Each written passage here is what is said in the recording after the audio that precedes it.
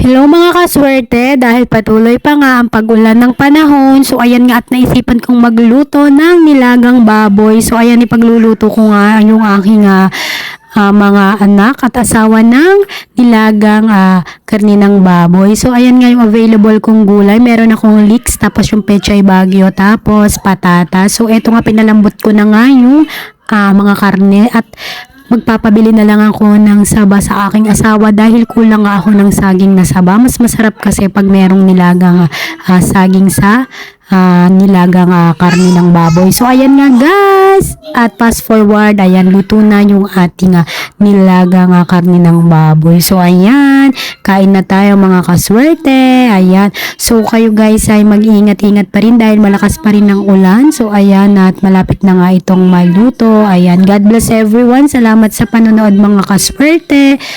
Ayan, ingat palagi at God bless everyone mga kaswerte. Bye!